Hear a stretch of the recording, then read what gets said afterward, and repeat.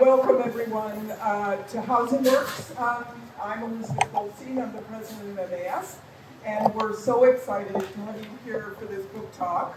Can everybody hear me okay? Okay, good. I'm actually going to sit down, but I wanted to make sure that you were hearing us fine. As many of you know, MAS has been around for over 130 years, and don't we look good?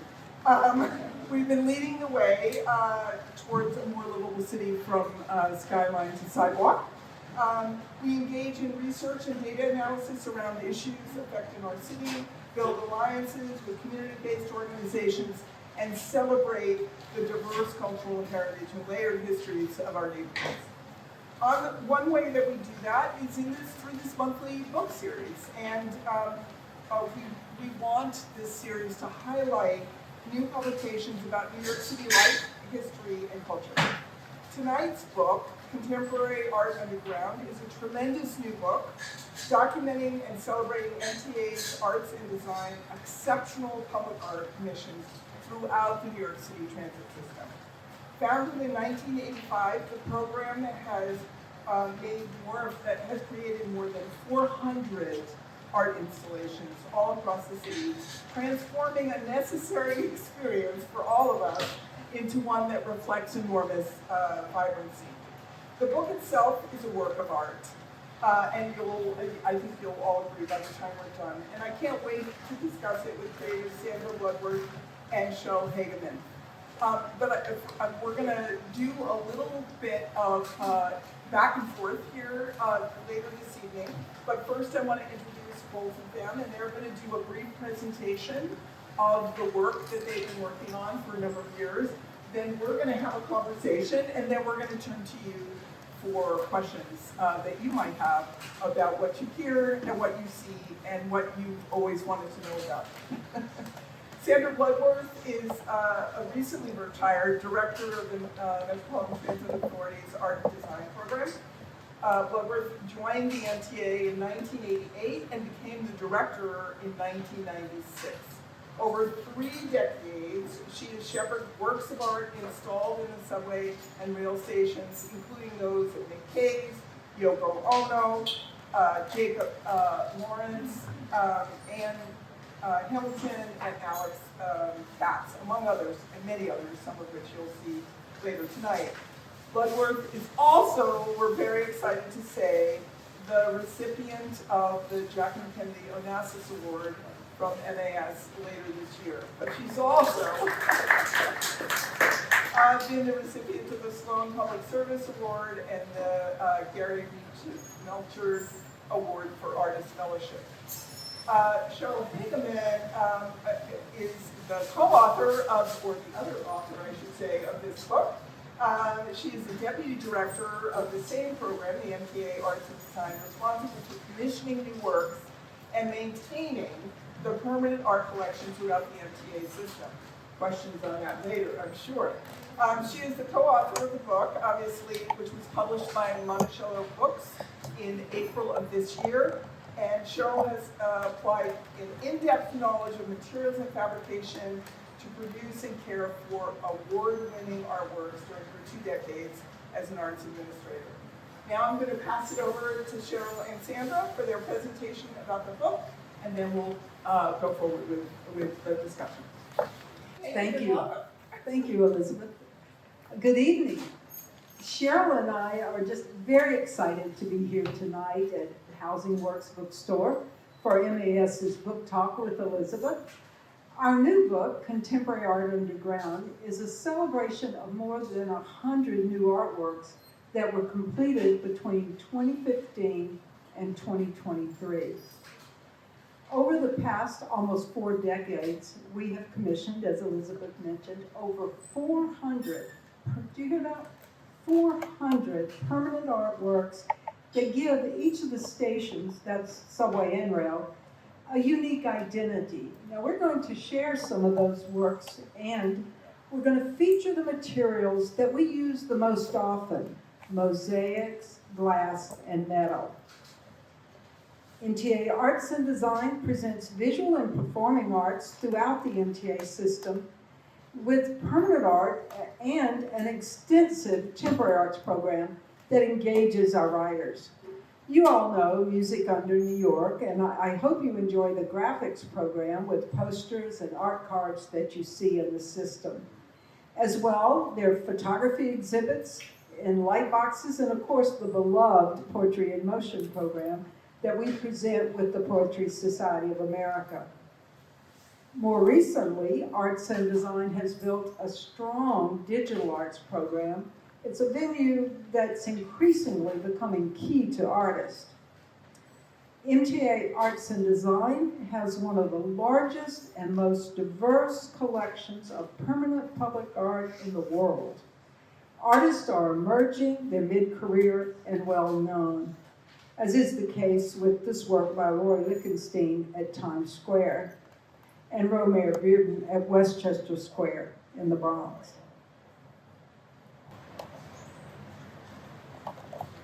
Our origin can be traced back to the late 1800s.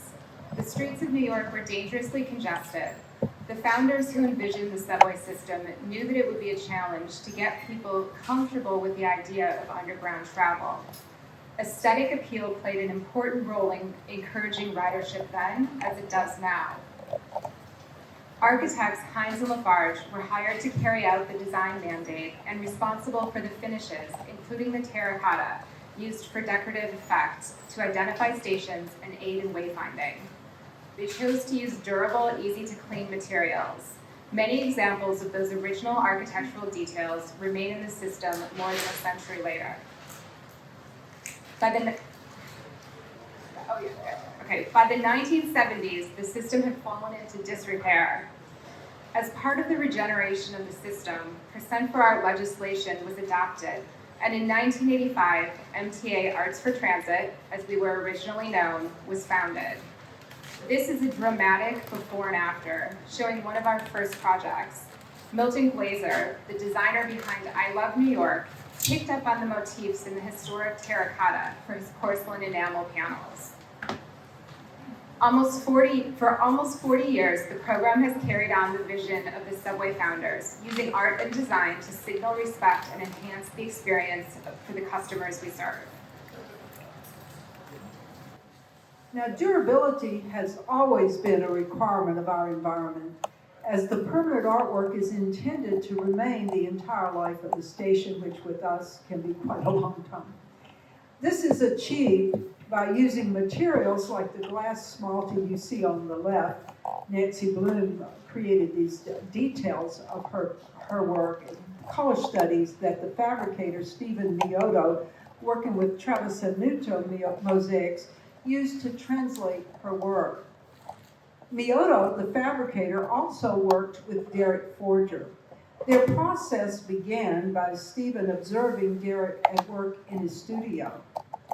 This was in order to best emulate the rich textures and the material layers of his paintings. Through a selection process that engages arts professionals and the community, Arts and Design commissions works that enhance the station. And it allows the artist's vision to come through. Here we see Firly Baez with her artwork in Washington Heights. Firly incorporates tropical plants and symbols rooted in the Caribbean culture. The result is a bright and welcoming space.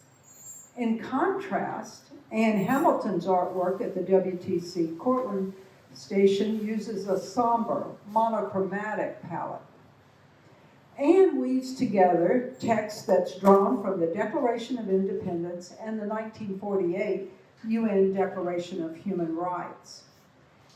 Meyer of Munich fabricated the work in white marble. Each of the letters has been water jet cut, then reset and raised from the ground. This tactile quality invites contact and a sensory engagement with a piece that serves as both a memorial and a beacon for hope. At 72nd Street, the fabricator Mosaica depicts pillowy clouds and messaging from Yoko Ono's artwork using handmade ceramic tessera. The project is installed below the Dakota that was Yoko's longtime home. In her proposal, Kiki Smith stated that her artwork for Grand Central Madison would connect Grand Central Terminal and its celestial ceiling with the Long Island land and seascapes. Kiki's mosaics were fabricated by Meyer of Munich, and seen here, you see river light, which depicts sunlight glinting on the East River. 4 of Kiki's mosaics are installed on the mezzanine level of the new terminal. Titled The Present, it features a small deer that's paused among tall, golden marsh reeds. Now, a happy accident is forever captured in this mosaic. It's scattered among a constellation of Kiki's iconic blue stars.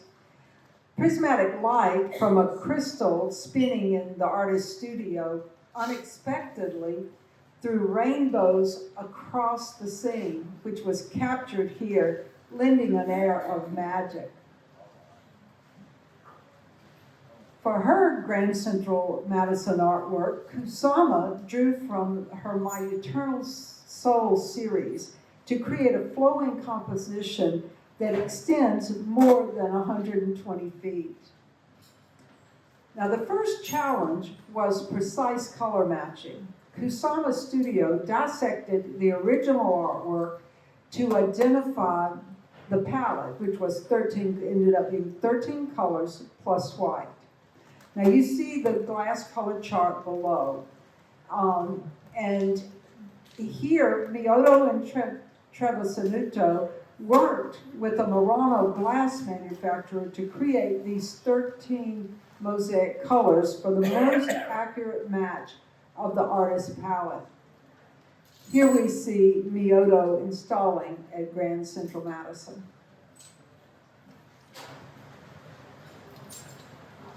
People are often surprised to learn that we have more than 100 projects in glass, but we have a lot of above-ground stations too. We saw Ramar Bearden's faceted glasswork earlier. Jeffrey Gibson's glass artwork combines colors from the light spectrum with skin tones and can be seen for blocks from the station. Derek Adams' Around the Way reflects people and architecture from the Bed-Stuy Crown House neighborhood where he lives and works. The digital artwork was printed to the interlayer of this 85-panel artwork in windscreens at Nostrand Avenue. Trisha Wright's work bathes the waiting room with colored light. Similarly, Diane Carr's outlook on the mezzanine facade brings color to the station and street below. Today we share just a few of the stories about fabrication that you will find in the book. The fabricator is critical to the success of a project. This is true for all mediums. Here you see a technician faithfully replicating Kara Angeli's artwork in glass using heat-set pigments. In the finished work, sunlight passes through translucent areas with a warm, glowing effect. For his project at 57th Street, Alex Katz also worked with Peters Glass. Their expert team was able to reproduce his paintings in glass by hand. 14 portraits and 5 flower paintings installed on the mezzanine employ a white background coating that gives the work color and vibrancy without the need for backlighting.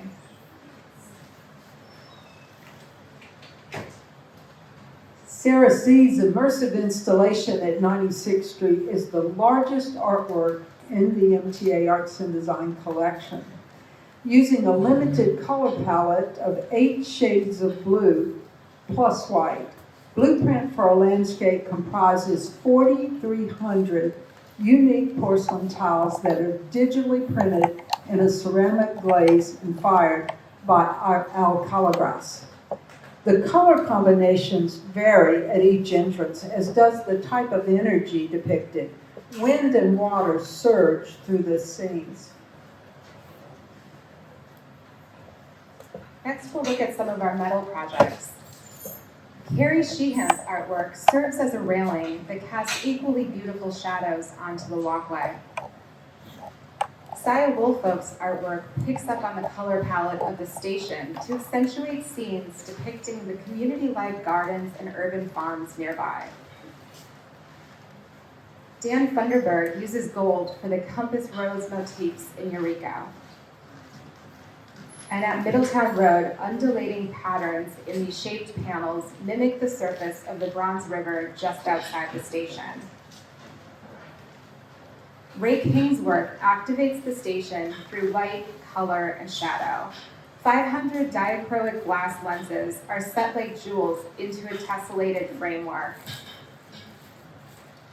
Donald Lipsky's towering bronze sculpture at Mineola brings attention to the aviator Bessie Rage and Roxy, the Long Island Railroad dog, two legends of Long Island from the early 20th century. Here we see Lipsky's fabricator art castings of Colorado working a plaster cast from the model.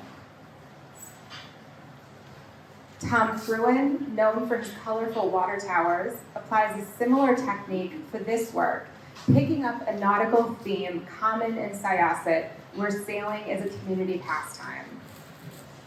And now we'll take a few minutes to share two examples from the process that brings our projects to fruition. Each project begins with a site-specific proposal. Zenobia Bailey is a fiber artist who works with her colorful crochet and needlecraft works that take inspiration from the funk music she grew up with to capture what she calls the aesthetics of funk. Her inspiration can be traced back to the colorful afghans her mother used to decorate the home, as well as they were used, of course, to curl up in and be warmed by the fire. Part of her proposal for 34th Hudson Yard Station is shown on the left, and we see Zenobia holding a piece of the original artwork on the right. She approached two fabricators to produce samples. She felt that the interpretation on the right had really caught it's made by Mioto Mosaics, and she felt it caught her intent, the textile stitches and the nubby characteristics of the crochet, that came out in the mosaic. So she chose Mioto as the fabricator. The work was digitized, scaled, and shaped for the space. During the fabrication process, the work is created in sections.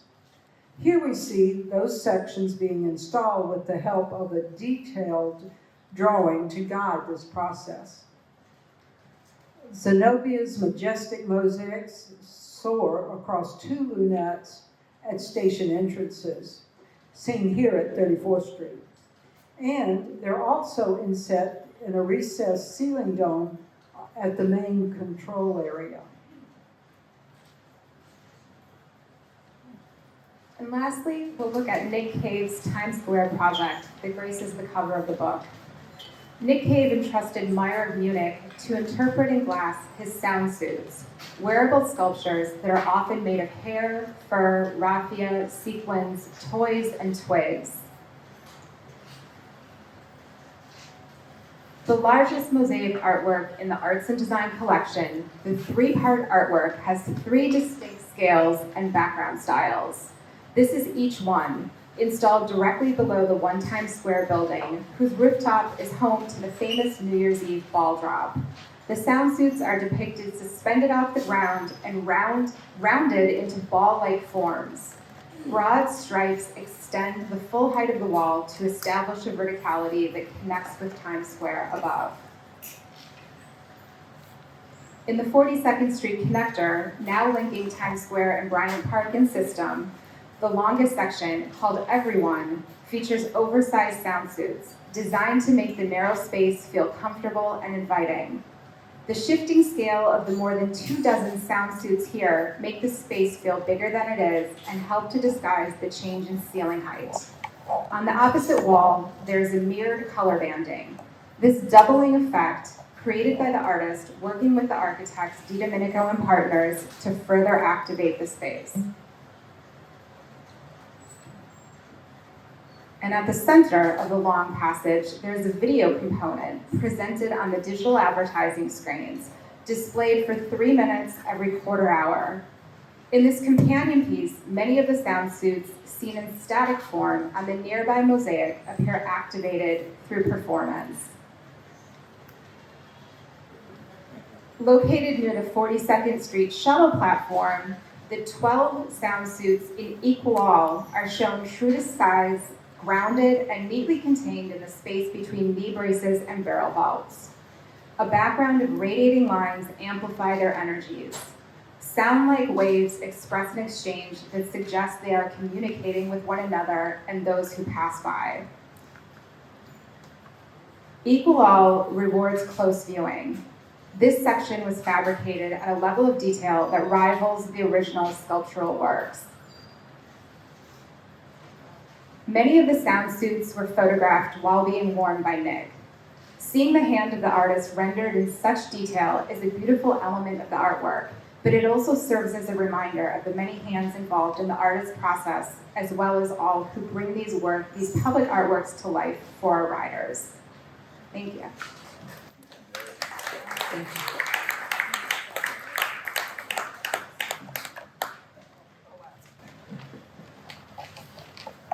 Thank you. That was an amazing overview of the work, and we're going to get to all of your questions in a little bit, but I wanted to ask just some overview questions to start. And maybe it's worth contextualizing that this book is the third book that has been done about the art in the subway system and in our MTA system more broadly. One was published in 2006 and another was published in 2014. So I really wanted to start out by talking a little bit about this chapter of the work. Not just the book, but the chapter of the work itself, and what you were trying to achieve in this chapter. What was different than the previous chapters? Well, it was the opportunity to do the things we couldn't do, really because of space, in the first two books. We wanted to get into the fabrication. We wanted to tell some stories. The book is a compilation of stories, wouldn't you say, Cheryl?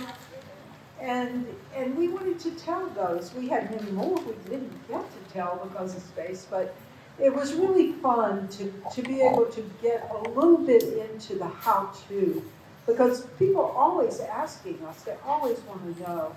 So just wonderful to be able for you to see those images. We've given some examples tonight, but it's just a fraction of what's there for you to really have an understanding of what goes into this work that ends up on the wall usually. How does it get there? So we hope we accomplished that. Yeah, and I guess I'm interested in the artists that you've selected in the more recent years of the program. How do they differ from the artists that you originally started with? Sandra, I know you were there earlier, but Cheryl, please jump in your experience as well. Well, you know, one thing that's very different are budgets and experience. Budgets, you know, we were smaller projects. We were, you know, but we took every penny so seriously, always on budget, because we knew in this environment if we didn't, we wouldn't be around, and we better deliver something that makes a difference and changes that journey for our customers. And I thank you all and all of those out there, because almost all we've ever heard is how much you love this work. So as time went on, we had the opportunity, much larger opportunities, as bigger projects, as the MTA's capital program started out very small on stations, but as it grew, so grew the opportunity for us. And so you're seeing many of those artists that have come in, of course, in, as we said, in the last 8 years or so. And those projects, we could do much more than we could in the beginning, but we're very proud of those beginning projects. Also hold up pretty well for the context. I agree with all of that, and I would say perhaps one other change is the budgets have grown, but also as the program has become even more known, I think we are. I think it's always been a very competitive process, but clearly we are attracting many of the same artists that are having retrospective exhibitions in museums in New York City and around the world, which is really an incredible thing. I'd like to add to that. I have one person I credit that for, and that's Elizabeth Murray. I had called I didn't know Elizabeth Murray, but Elizabeth, those of you that know of her or knew her, she was an artist. And so I knew through, say who it is, Sonia Lopez, for those of you that know, through Sonia Lopez, I asked her if she would see if Elizabeth would be on a panel. It was served on the panel for Broadway Lafayette. Elizabeth came back and said, I'm always asked to do that. I'd really like to be considered. Like, oh my God, Okay, so it wasn't for that station, but she said, I'm really interested in the mosaics. So when there's a project with mosaics, I know I have to go through the process like everybody else, but I'd like to be considered. And so when we got to 59th Street, it seemed to met her, the things she asked for, had mosaics there. And she went through the process. She almost didn't get it because the panel, this was when we early did interview processes, and they weren't picking off of the proposals she did. They said, she'll never do it. And I said, whoa, she wants to do it. And so, but they still didn't quite believe it. So but of course she was selected, and that sent a message to so many artists, because then look what she did with it, if you know the room below 59th Street. And so, Al Hell was up for a project and he didn't want to be considered. I want an opportunity like Elizabeth Murray. And eventually Al was selected. He actually, I can tell this now, but he was up for a project he didn't. But then he was selected for the one that was so perfect for him at 53rd Street. Great, well, that's a wonderful story. Thank you for sharing it with us. I guess I want to talk a little bit about the fact that I think the book highlights that many of the artists who are highlighted in this sort of episode or epic of the program are not people who've done public artwork before. And I was wondering if you could talk a little bit about what that's like, how you help them envision something that actually functions as a public artwork, but also how the process of translating their work into all these forms, whether it's mosaic or metal or whatever, glass, whether that's different for somebody who's never worked in a place where they're imagining that they're out in public this way. I love that question. I'll start off because I'll sort of set the groundwork, and then I'm going to hand off to Cheryl to talk about materials and interpretation. Sound good, Cheryl? Well, when I came to the MTA, to Arts for Transit at the time, and the public art in this country was very much about sculptural works, site-specific sort of, they had a term for it, pop art, of laying a piece of sculpture, popping a piece of sculpture in a plaza.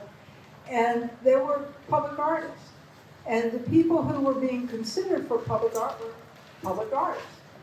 And, looking at our environment, the mosaics were there. They were installed in 1904. And they had, if man or nature had not intervened, they were fine. I mean, they were, mosaics are like new, So it was just sort of common sense. We had at that time, it was sort of rare to have mosaicists, but there was a mosaicist in this area, Stephen Mioto, who had worked for the Corvados, who were quite well known, and had been trained in Spilimbergo. So it was just sort of a natural. But the thing that you could see was that in mosaic, we knew, if you've ever been in a cathedral, you know that mosaics can interpret just about anything. And so why not open this up? Now, there were a few at that time. I think, Jacob Lawrence had done a mosaic, or Bearden had done a mosaic or two in the early 80s in the public realm. But it was so clear that we could open up, we could provide opportunity. I was slightly influenced, I guess. I would deny it. I'd be wrong if I denied it, but I am a painter, and I could just see this could all the artists that work two-dimensionally could now bring what they had to say to this system. And Cheryl, I'm going to hand it off. Sure. So I think I just want to say it. I really, artists of course are very creative, but they're also very smart. And if this isn't, I think they really do a fantastic job. Even those that have never worked on a public project in these materials before, they've spent time in the system. They do their research. They really get to know what the materials are capable of, and it's very rare that they propose something that's just not feasible.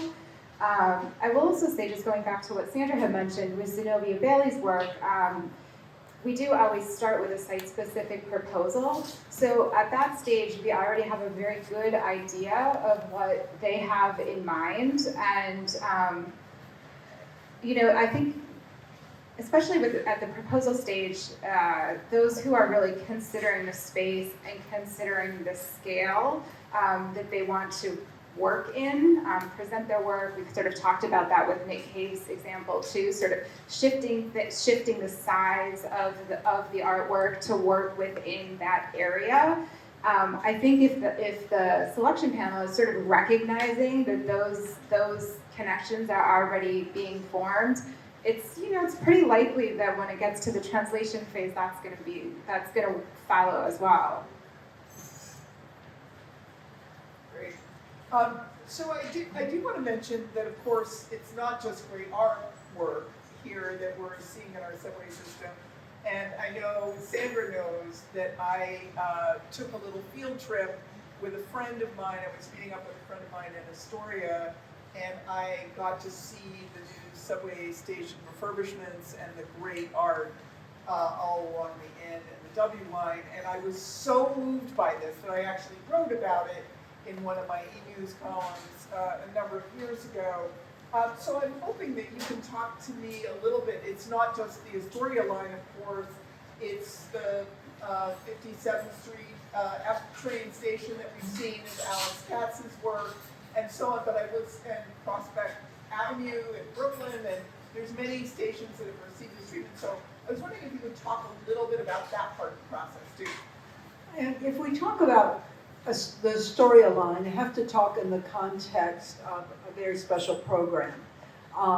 Linda Ton, who's here, Chief Architect for MTA Construction and Development, and I were asked to co-lead an initiative where we would really try to almost overnight, it seemed to us, was longer than that, but to really take these turn of the century stations, or the early part of the century, and to bring them into a contemporary aesthetic. And so Linda and I co-led that with a larger team, and we worked with Grimshaw Architects to envision it. And that is so much of the art, is how the art and the architecture really come together. And if you know those typical 1918 elevated stations, right? You all have traveled in them. And if you go to these four, the Astoria line, you're like in a contemporary place. And I think Linda, I don't know if you agree, more than anywhere, those four stations, we fulfilled the challenge we were given, didn't we? And Cheryl also worked closely on that. And I'm going to hand it off to Cheryl. Maybe you could share the other part of Elizabeth's question, maybe address it about the glass as the material that we have. And do you want to add something to that? Specifically for this grouping of stations? No, just throughout glass, the fact that we use glass in elevated stations. Yeah, well, I mean, it's a material that that's worked very well for us from the beginning. I mean, the Remar Bearden example that we looked at the very start is actually a technique that's called faceted glass, that's comparable to stained glass, where it's individual pieces of very thick glass that are held together in a sort of epoxy matrix, rather than like a leading. And those projects have held up well, but it's not a technique that we've used for a long time, because now we're having a lot of success with actually printing into that interlayer, that technique that I mentioned with Derek Adams' artwork. And we have a lot of fabricators that we're working with now that can actually do hand painting and apply different elements just directly into the glass, which has the same longevity as mosaic, and you get these incredible effects when you're there in the station. So I think it's a beautiful art form that I'm really happy that we're able to bring into the collection, because I think you really get a very true expression of the artist's work in glass. Yeah, I mean, I think I just want to follow up on that, just because I think this is super interesting, that as I looked at the book and realized my own encounters with this artwork through the system, obviously we tend to think about the glass as something where light being transmitted through it is what kind of enhances it.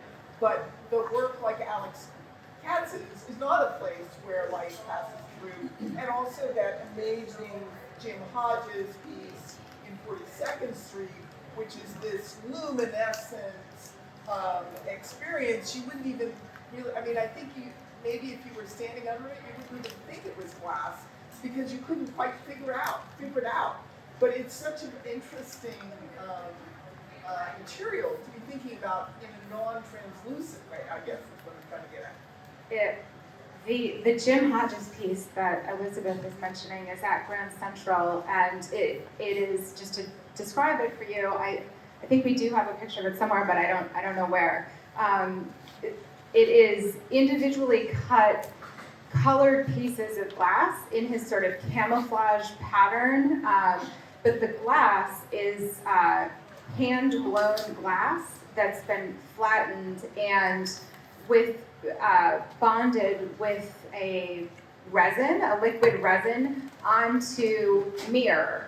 So the backing is actually a mirror, and it's incredibly reflective and active, particularly over an escalator. So people are moving, and you're kind of capturing, getting like the reflection of them in the piece as well.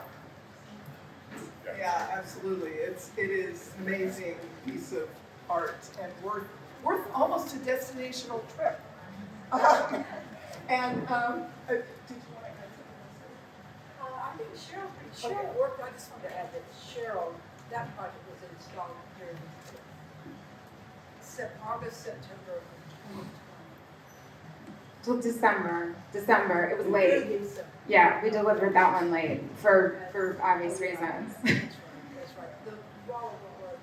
Yeah, the fabricator who was based in the state of Washington was shut down at the height of the pandemic for 3 months, and needed time once they resumed work and they were practicing socially distanced. It slowed down the production time, and so yeah, we did deliver late, but it was okay.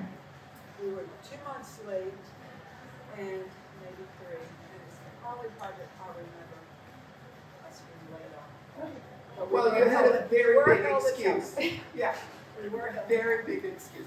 So I'm going to ask 2 other questions. One may be longer than the other, and then we'll turn to you. So think about what questions you want to ask. I wanted to talk about Zenobia Bailey's work, and also Anne Hamilton's, because Anne Hamilton's is literally textual, but I am, one of the nice things about the book, by the way, I don't know if you've all had this experience, but when you look at the Bailey work, you are on an escalator, and you were moving, and it is really hard. I mean, you just feel like you're in this amazing sky above you, incredibly vibrant, but you're moving and you feel like, oh my God, I'm not quite getting it, And the book is fun, of course, because the images are not moving. But they are very textual. And I just wanted you to dig a little bit deeper into where you began, Cheryl, in terms of talking about her choice of the mosaic artist, because I think that that feeling of the texture of the original textiles really comes through in that work, even when you're moving. And so I was wondering if you could talk a little bit more about that. Well, I'm actually going to let Sandra talk about it because that's a project that's very, very, very near and dear to her heart. Yes, I mean, working with them, I could talk the entire time tonight of the experience with Zenobia and her work, and I have. But yes, the texture, it's so true to her work, her crochet, and that's why she selected Leota, is because it caught it. And you know, I've always said when we're talking with artists and also with the public, that a great fabricator is you know it when you look at the fabrication and you don't see the fabricator's hand, you see the artist's work. And there's not a better example of that. There are a lot of examples, but none better than Zenobia's. And you know, her work is so rich, and I just touched on it, but it's so filled with this incredible community. She grew up in Seattle. And she was in a segregated part of Seattle, but she didn't really know that because, or she knew it, but she didn't feel that as much because it was a community that was multicultural, even though it was, you know, people from islanders and various communities. But within that, it was so rich, and this work comes directly out of that experience.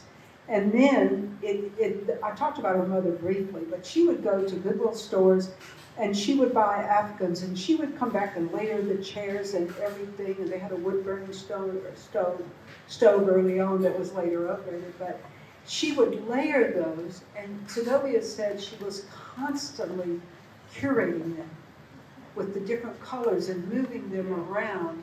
And that experience is what is the basis of Zenobia's work. So it's very important to her that come out in the translation, and Leota did, for sure. Great, I like it. I'm going to ask two quick questions.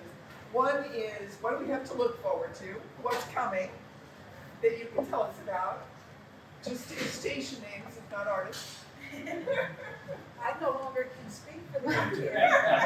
I can't name the artist, but I can say that I am also doing something else at Grand Central and Brooklyn Borough Hall that I think are both going to be very exciting additions to the collection. So, 14th Street, yes, is you can already go there and see some of the work because it's in the passage leading to between 7th and 6th Avenues. So maybe you've already seen parts of it, but it hasn't been publicly announced yet, so we're not going to talk about that just yet.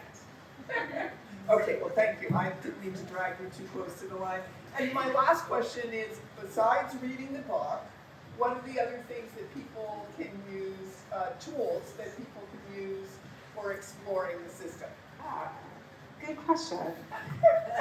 I would love for everyone to get to know our website. It's just full of information. Every single project that we've done, you can learn more about the artist's ideas. You can see pictures of it. Hopefully, we're trying to update a lot of the pictures. So I would say definitely spend time on our website. You can also read a lot of newspaper articles and things like that there. But social media, we're decently active on social media. We've slowed down a little bit lately because we're a bit understaffed at the moment.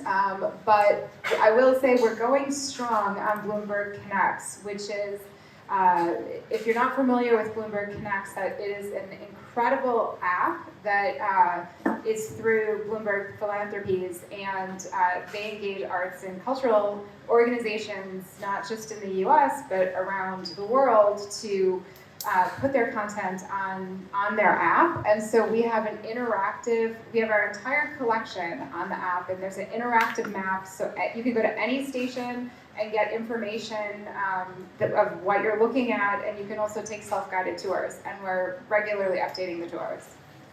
Yes, you can also take tours through MAS of the Yeah. artwork in the station if you want someone live to be walking with you.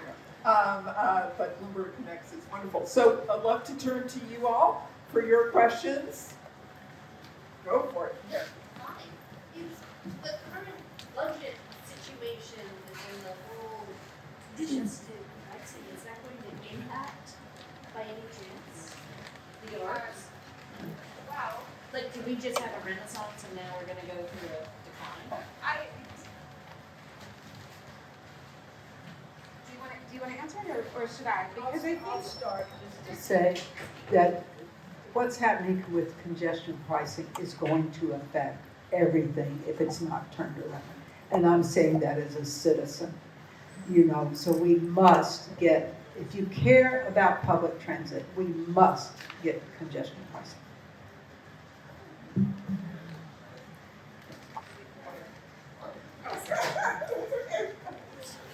Who else? Yeah, please. Go ahead.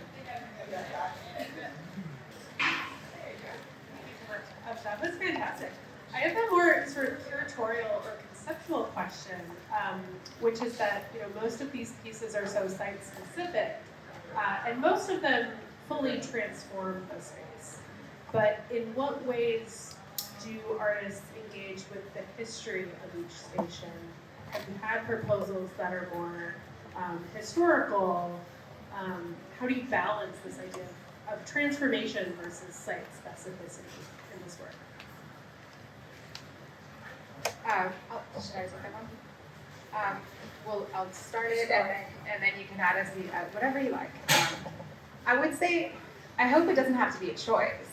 I mean, I think many of our projects accomplish both, but at the very onset, once we have identified the opportunity for a project, we immediately are starting to conduct our own research on the history of the station, the neighborhood, who lives there, who has lived there, who's using that station. Are they going to university? Are they going to, what shops are in the area, that kind of thing. And when we have our initial panel meeting and we're going through the pool of artists to consider who should be shortlisted and given the opportunity to develop a site-specific proposal, we give them that same context, because even though we are engaging arts professionals that have a connection to place, it is very good to just ground everyone with that same information, that same background, and give them the opportunity to add anything that they want to that part of the discussion. And then we give that same background to the orientation when we bring the artists in, because they don't necessarily have a connection to the community or to that location. Sometimes they do, sometimes they don't. So it's very important that they hear all of that. It is not a requirement that it be like a direct reflection of the community. Sometimes that's the direction the artist chooses to go in. Sometimes it's incorporated in a more subtle way. But it is definitely something that is always being considered. This is the best question, Caroline, because it goes to the core of the program. The program is successful because of the selection process.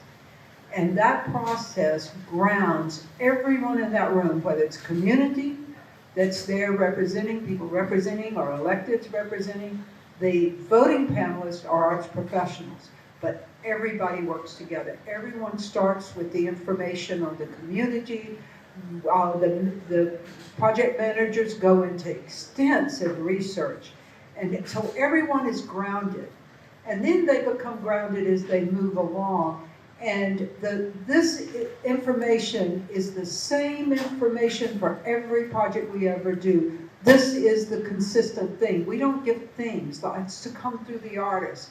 But that the work you are creating is for the people who use that station. And that is the one mantra all the way through. And everyone in that room, voting, non-voting, must absorb that, and they do. And then it creates incredible dialogue. and with constantly saying the magic is in the artist's vision to determine and to bring what that is, and they'll bring things you could never imagine as you see throughout the system. And that's the one thing that, you know, I know Cheryl and the team will carry forward, is that one consistent thing, because that is the success of this program and those 400 works.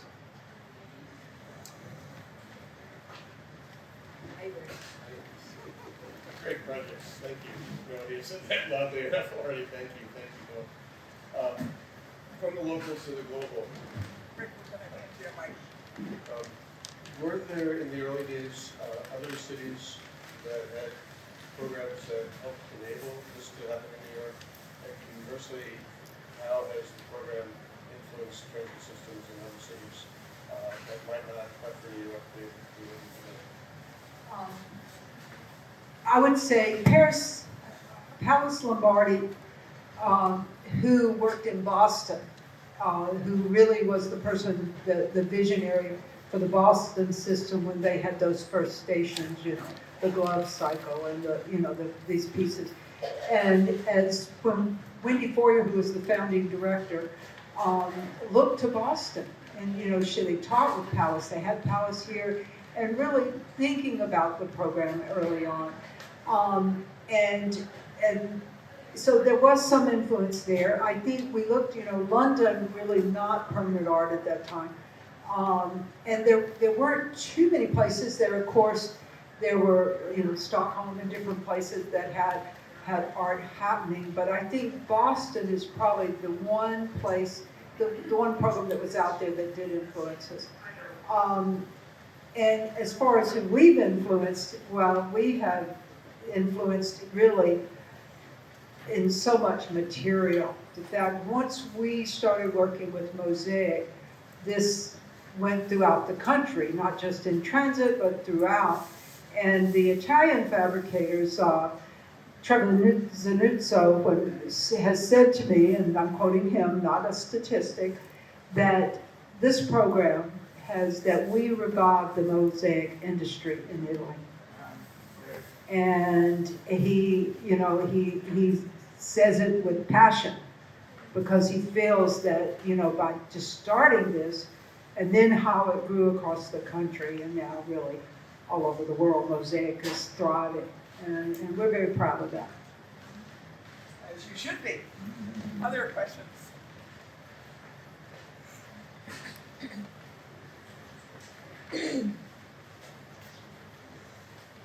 Thank you so much, Sandra and Cheryl, for a really wonderful presentation.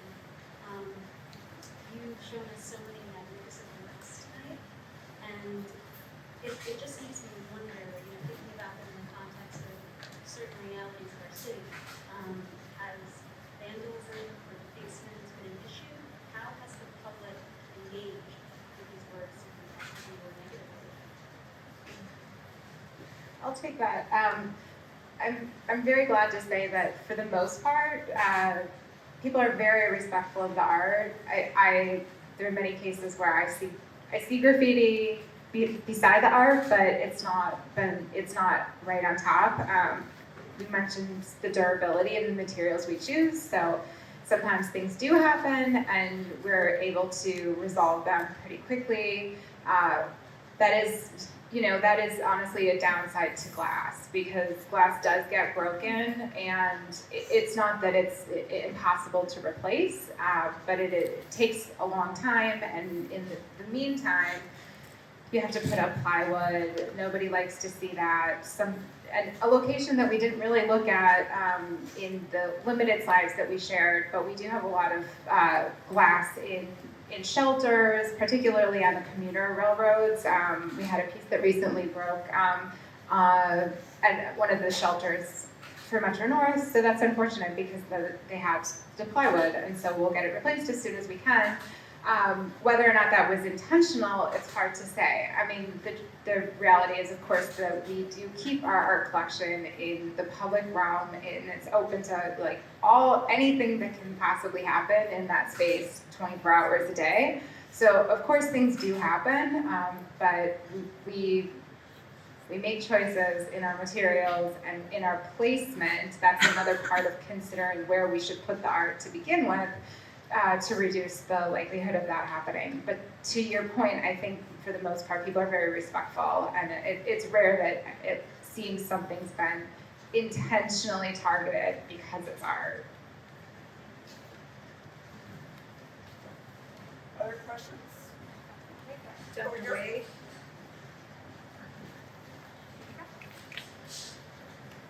So this is a YIMBY question. Is West 4th Street ever going to get anything? Well,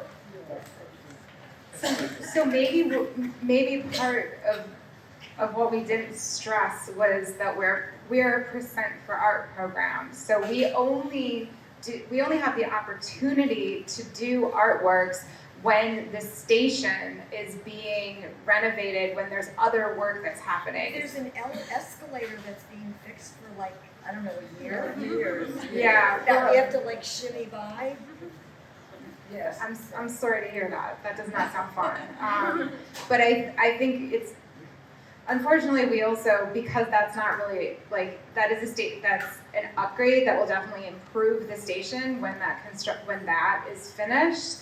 But if it's not creating, a wall, a new platform, windscreen, or something that would otherwise sort of close large parts of the station, we wouldn't be eligible to capture a very, very small portion of those capital funds that are being used for the larger renovations. So if and when that station comes out for renewal, and they all do eventually, but there's a lot of stations, I don't know when that will happen, there will be art. Well, maybe it's worth just mentioning, because you had asked about the origins of the program in the first place, which they talked about briefly perhaps before you came in, that New York City did its percent for art program. You will fact check me in 1985, 82, and your program started in 85. Okay, thank you.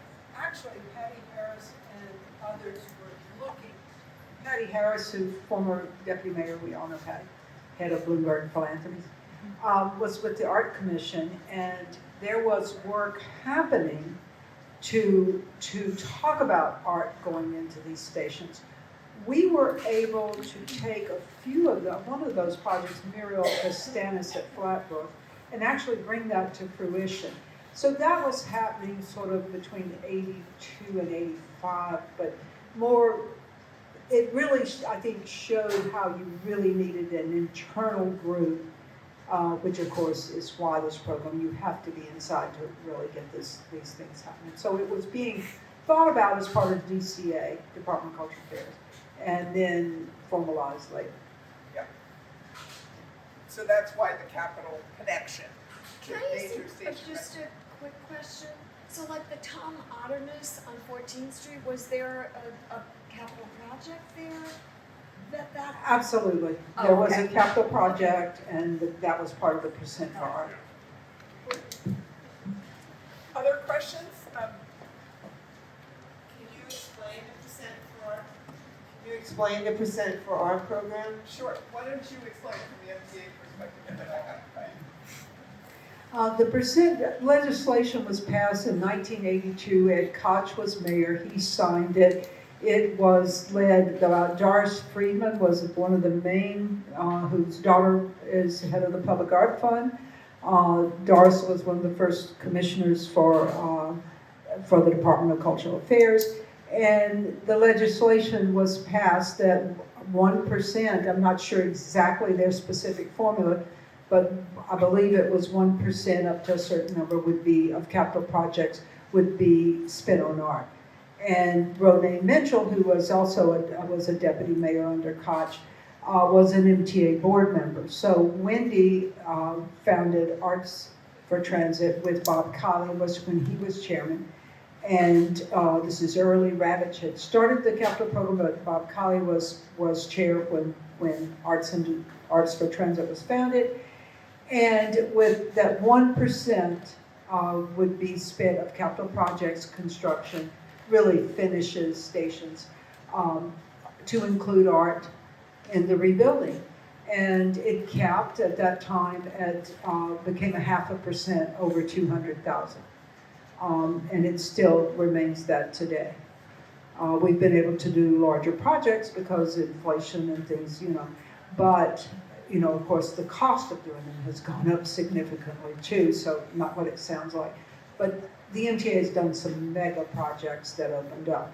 And we were able, with 30 of these stations, one reason you're seeing so much, that were part of the Enhanced Station Initiative, there was an intense time and focus that art was a critical part of that. So our budgets were good.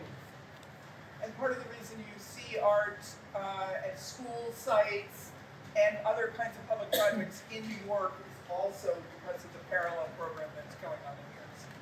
So we have time for one more question. Does anyone have one more question? Okay, maybe we've blended back here. Well, I want to please help me thank Sandra not only for this wonderful talk, but all of your incredible work all these years.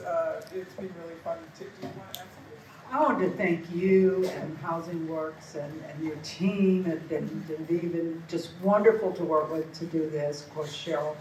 And we want to thank, what a great audience. And you take your time to come here. And thank you so much for being so attentive. You can feel it when people are into it. And your questions were wonderful. Thank you. Thank you to the audience, and I will add my thanks to Genevieve and Jen as well for their wonderful work on this event, but also all of the book talks that we're doing in our many programs. So the good news is there's time to mingle and talk to our authors, and there's also time if you'd like to buy a book and have it signed. There's time to do that as well. So thank you again for joining us, and please enjoy our remaining moments of the evening.